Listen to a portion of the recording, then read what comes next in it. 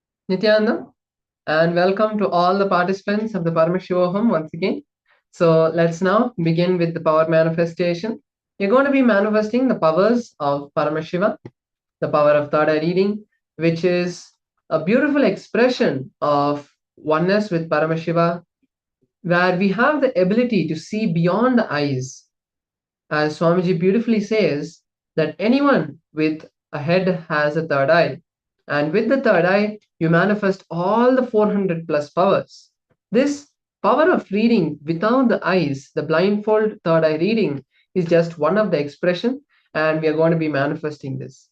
We all have to understand that when we manifest powers after the yoga, that is the best thing that we can do, because it puts that extreme intensity that has been generated by the yoga into our nervous system and awakens that kundalini. And when we do the yoga, our body is prepared to be a channel, to be a lightning rod to receive the energy of Paramashiva. So when we manifest the powers, it is like the lightning hitting the rod, and it expresses as the power manifestation. So now let us manifest the power of third eye reading by starting with the Shastra Pramana. I also want to make sure and request all the participants that all of you have your blindfolds with you and you have something to write down. Make sure you have a blindfold, because it will immensely help you in the manifestation. When you close the eyes, it reduces the amount of distraction and brings the focus to your third eye. So that's why it's very important that you close your eyes with a blindfold. So now let's look at the Shastra Pramana, the scriptural reference for this power, which is from the Vijnana Bhairava Tantra, Sutra 34. Paramashiva reveals this beautiful science in the Vijnana Bhairava Tantra. Let us now listen to the Shastra Pramana. Kapalantarmanonyasya tishtan militalochanaha kramena manasodadhyat lakshayet lakshamuttamam. Paramashiva beautifully says, by fixing the mind on the inner space within the crown center, sitting stably without any movement, having the eyes closed in succession, by that stability of the mind and inner space through the power of third eye, one directly sees the ultimate goal, Lakshyam, having the vision beyond the sight that reveals any place or object, attaining the space of oneness with the source, Paramashiva. This is the beautiful Shastra Pramana, and let us now move into the manifestation. Please close your eyes. We are going to be doing the first step that Paramashiva gives us in this Shastra Pramana, which is closing the eyes and visualizing Swamiji in our inner space.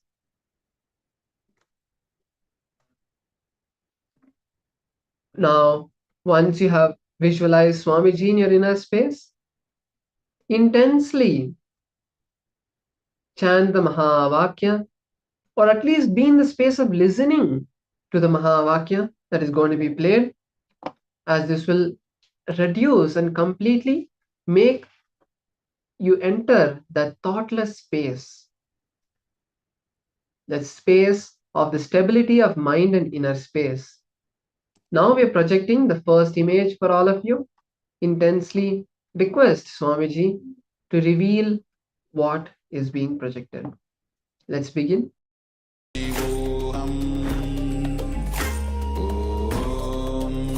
Nityananda Paramashivoham Nityananda Paramashivoham Nityananda Paramashivoham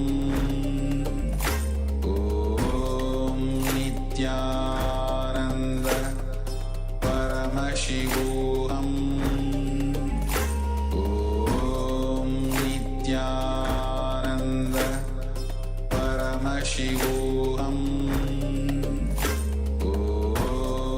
Nityananda Paramashivoham